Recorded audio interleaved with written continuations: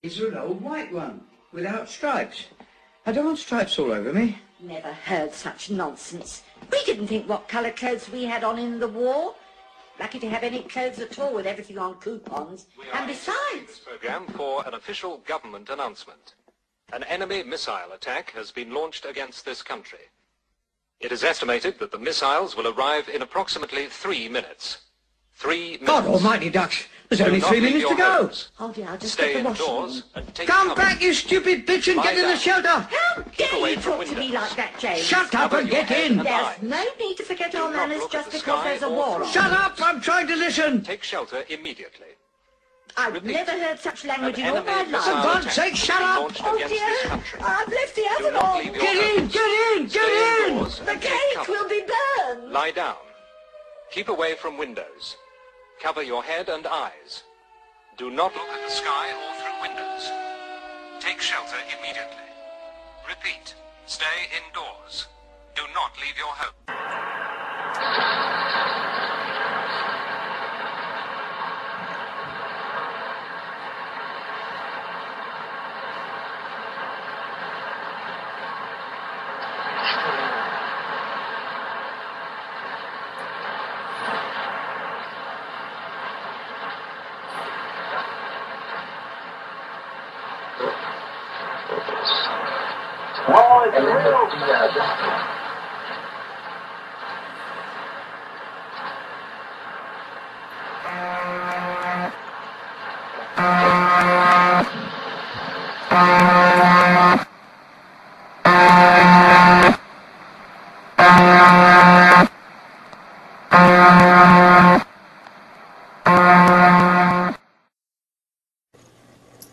Hello shortwave fans and welcome to the UVB-76 podcast.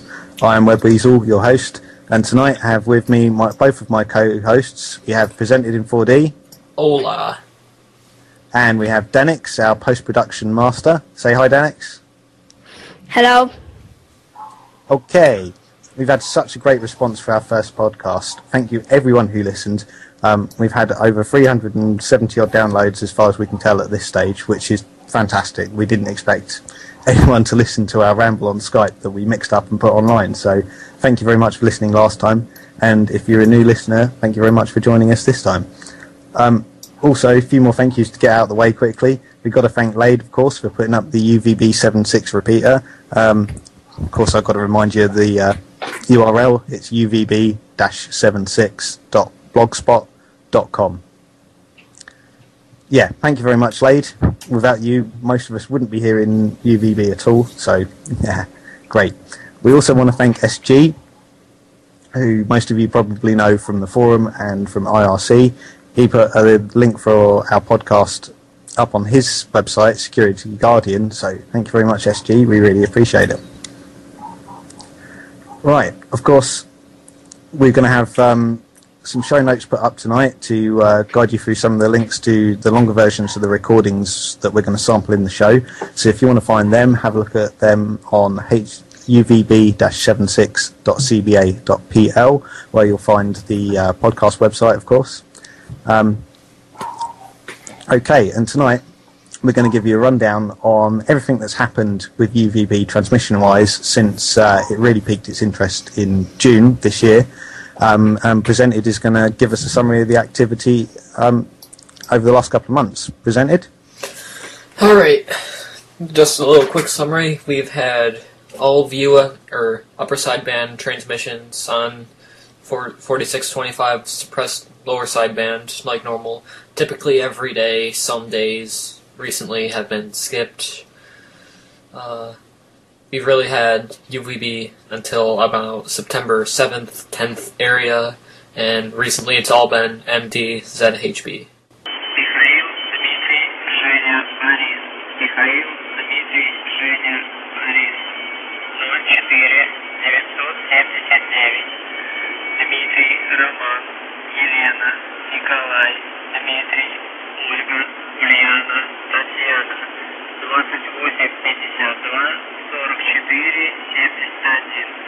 Татьяна, Роман, Елена, Николай, Елена, Роман, Семен, Константин, Иван, Краткий,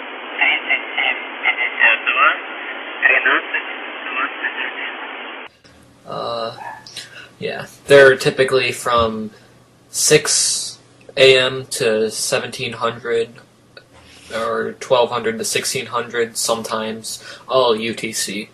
They're, typically one message a day. Sometimes there's two. It's really rare, but that's really how much there is.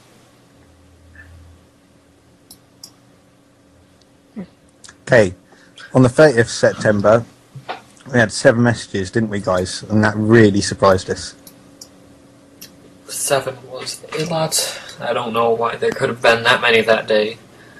Obviously something important probably was going on. Haven't looked into that day, see if anything happened in Russia, but there probably was something going on which could easily be shown as interesting. I had a look in the news myself, and there wasn't anything put out publicly that really stood out that would cause 7 messages of whatever UVB is. But yeah, someone had a busy day, didn't they, that day? Their voices must hurt. Okay, after the 30th of September, UVB calms down, and we tend to get 1 or 2 messages a day, usually around lunchtime or so. The messages have been pretty steady, but we've had a few other interesting things happen. Especially through September and October and ongoing, we've had many stoppages. These could easily just be equipment failures, you never know, really. Well, yeah, we're not sure. Some of them seem to be almost timed, planned maintenance periods. We get the buzzer stop for 2 hours at a time, then come back for 2 hours, then go off for 2 hours, and then come back and it's absolutely fine.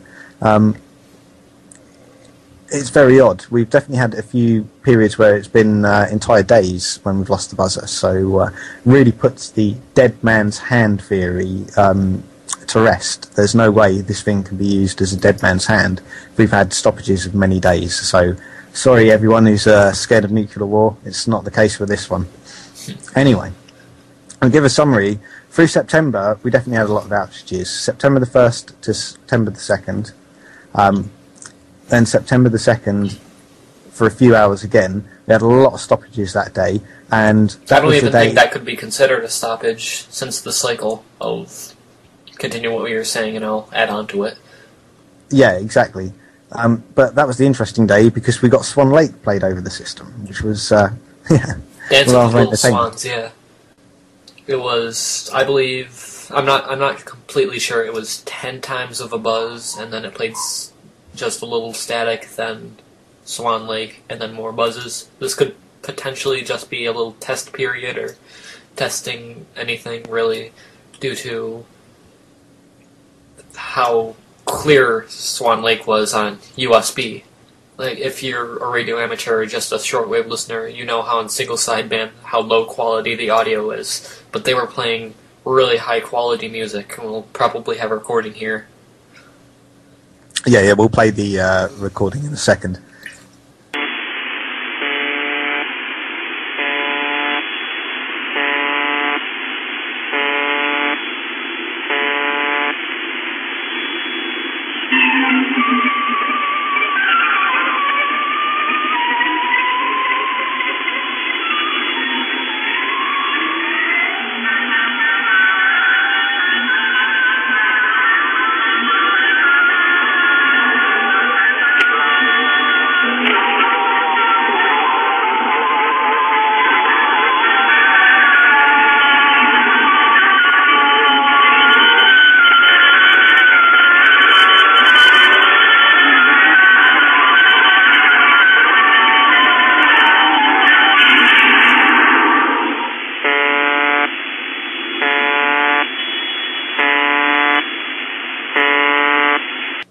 Yeah, it's impressive. I listened to the clip just before the show to refresh myself, and yeah, it is very surprising. As you say, doing it on single sideband like that is impressive.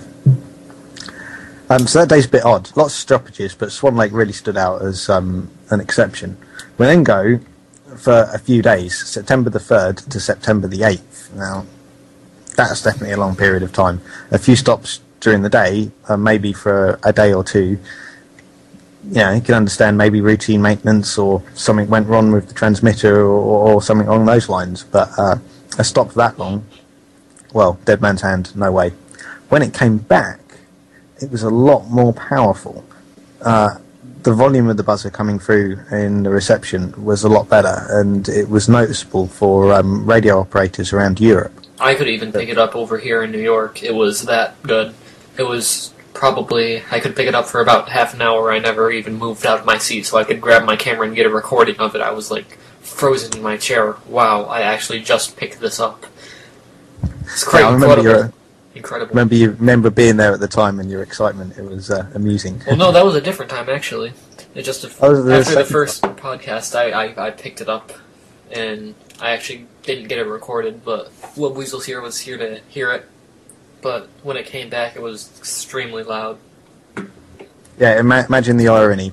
We're on Skype. The buzzer's being broadcast from near Moscow. He receives it in New York and broadcasts it back over the internet through Skype to me. While he was listening to the stream.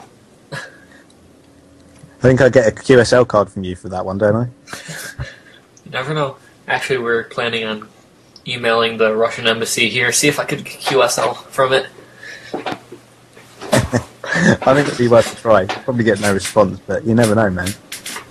Anyway, since the buzzer's come back with much greater power generator, as far as we can tell, much more powerful transmitter, we've had a lot of reports on the IC of the buzzer being picked up in all kinds of places in the US, including in the middle of the US, which is impressive. So thank you all the guys. It was actually picked up on the US, middle of the US. What we have in the United States, it's also in Europe, so if you might be able to hear it, it doesn't sound like ours. We have something called CODAR, CODAR, excuse me. It's coastal radar. It's for wave height and length, speed, etc., and it goes through a whooshing sound once every second, so it's kind of like a few every second. And Big D in the IRC, he picked it up, UVB-76 up, the same day that I had gotten it, but he didn't even get the CODAR. It was completely drowned out by the buzz. That's how good propagation was, at least in that one day. Yeah, I remember being on IRC at the time for that one as well. Yeah, he was rather excited. Yeah, it's impressive for it to propagate that far. It is quite incredibly impressive. It is one of the ultimate achievements with shortwave to reach basically completely across to the other side of the world.